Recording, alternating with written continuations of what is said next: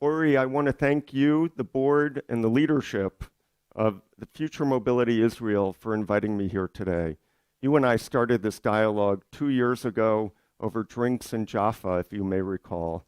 And today's discussion around how we can harness the power of mobility innovation to fundamentally transform our communities and address seemingly intractable transportation challenges could not be more timely. As the leader for Deloitte's Global Future Mobility Practice, I'm honored to have this opportunity to share an outsider's perspective on how advances in mobility can contribute to creating a more inclusive, equitable, sustainable, and prosperous society.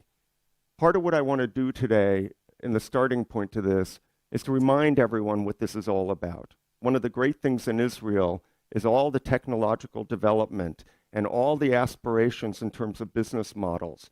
But I think we have to go back to basics, and I want to start there. And then I want to take us through an evolution of how we've gotten to where we've gotten and where I think we can go.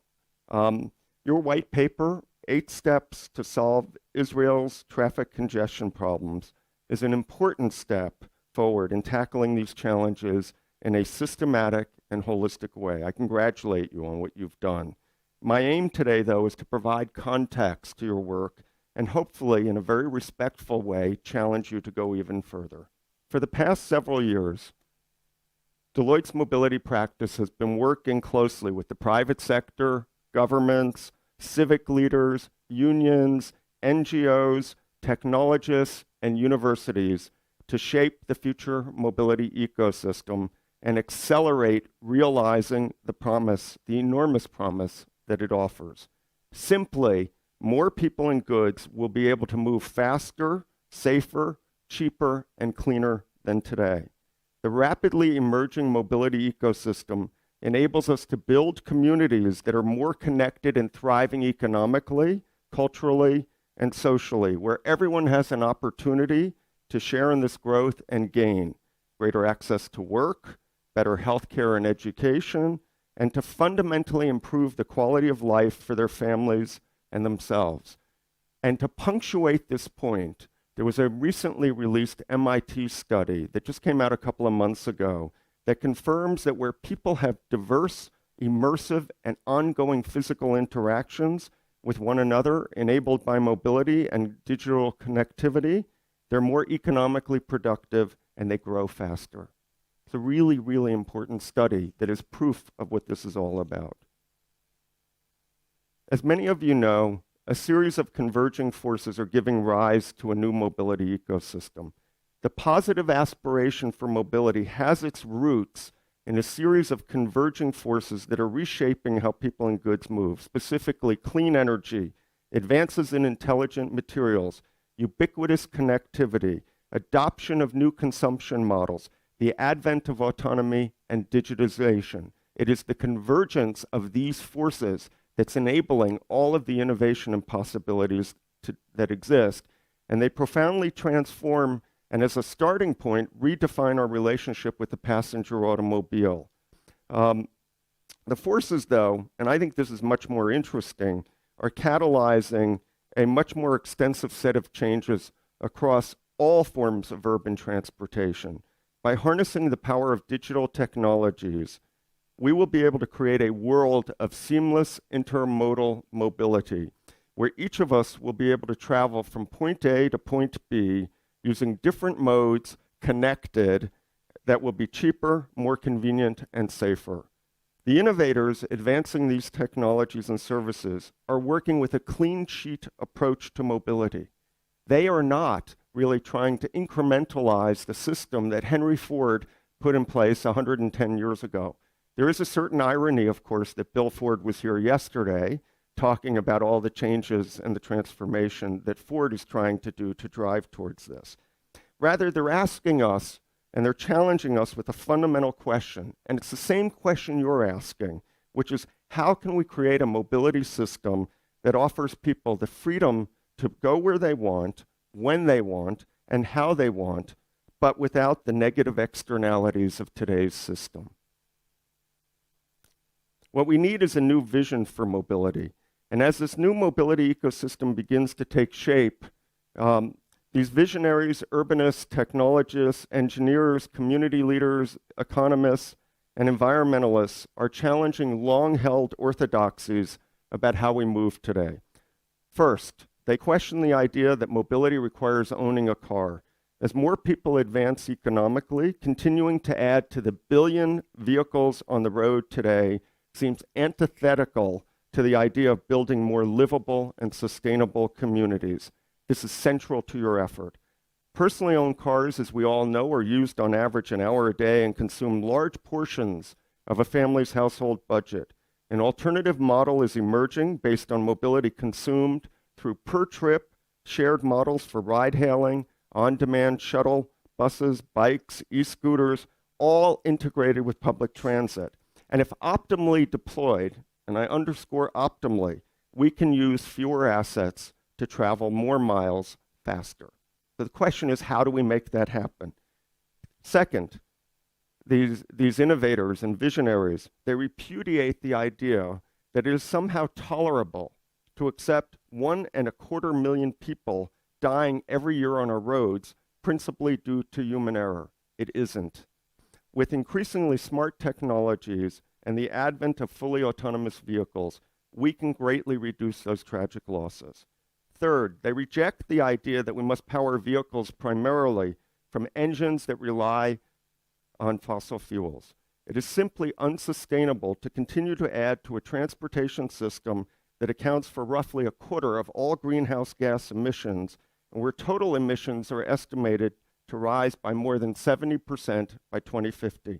Instead, we can migrate towards a zero-emission future built on renewable energy. Cities, though, as you well know here in Tel Aviv, are straining to keep pace. So this new vision comes at a critical time.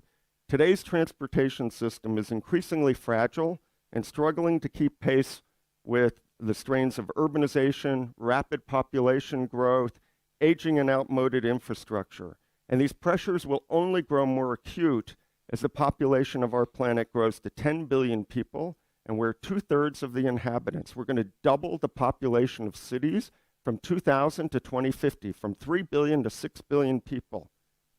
We are not going to be able to upgrade aging and antiquated infrastructure or modernize existing transportation systems fast enough to keep up. We cannot continue with business as usual. All of the innovation in mobility, much of it being developed here in Israel, is fantastic. It's creating a new vast array of options on the supply side. They will significantly help to alleviate our urban transportation crisis over time. But in the interim, they may actually be making things worse. Many of these efforts are centered around an individual's journey. So this idea of mobility as a service is great, but it's optimizing each of us individually. And the challenge with that is if each of us optimize our own route, then collectively we actually create an even bigger problem. And so the question is, mobility is a complex, interconnected system of systems. Changes to one component can result in unintended consequences that ripple through the entire network.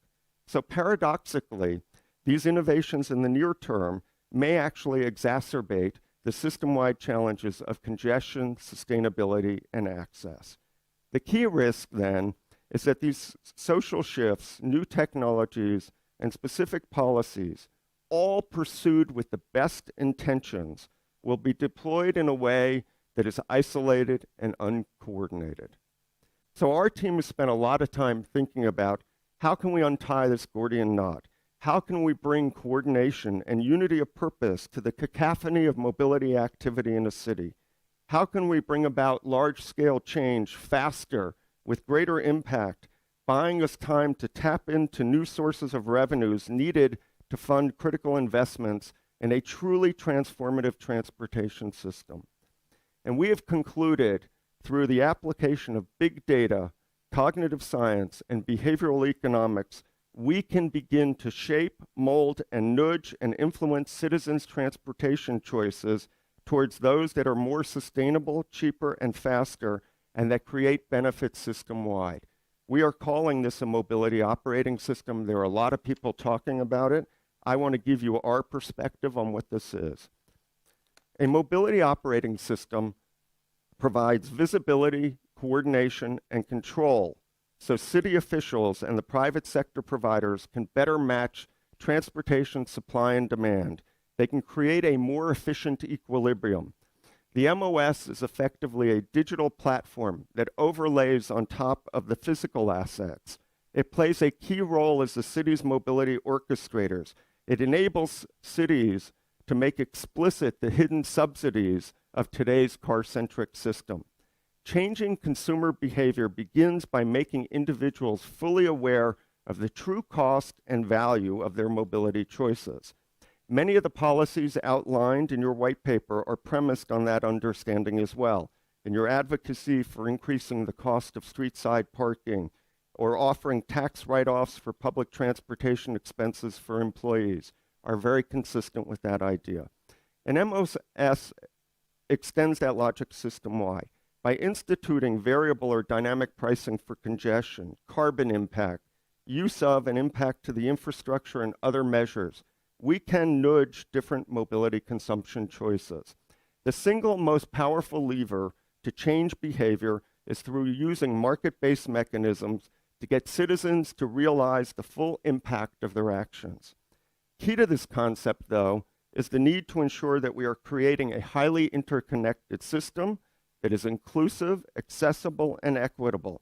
So just as we might price for negative impacts, we can create incentives for people to travel via different routes that help achieve a different and more efficient equilibrium and that is cleaner and sustainable and accessible. Equally important, the MOS offers a way for governments to generate new sources of revenues. This is essential for funding large-scale mobility modernization programs and making public transit an even more viable and attractive option. We are working right now with a bias towards action. We are on the ground in a couple of cities, systematically and jointly figuring out how to take some of the foundational modules of this MOS.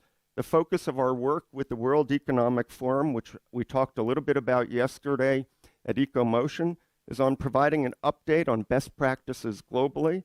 And in the next few months, we'll have a lot more specific and concrete ideas to share with you to help you accelerate your progress and impact. We have a once-in-a-generation opportunity to remake for the better one of the most fundamental building blocks of modern life, to realize the enormous promise and social good that a new system of mobility can create requires to approach this like you are at Future Mobility Israel, in radically new ways with unprecedented levels of collaboration among citizens, communities, civic leaders, governments, and business. So I congratulate you on the very meaningful and concrete steps that you are starting to take to tackle Israel's thorny and intractable challenges. But I also want to challenge you. Israel is a unique, extraordinary global hub for mobility innovation. Your cities, particularly Tel Aviv, face transportation challenges that are very similar to many other global urban centers. You have a unique opportunity to marry these two dynamics, demonstrating how the mobility technologies and services can be harnessed for the greater good of humankind. You can establish Tel Aviv and Israel as the global showcase for how the most advanced, innovative mobility urban center could operate. So I encourage you to continue expanding your horizons and pushing forward where citizens, business, workers, and communities can all share in the benefits that mobility innovation offers. And I also commit to you on behalf of my colleagues globally at Deloitte that we're committed to playing our part in this journey with you as well. Thank you.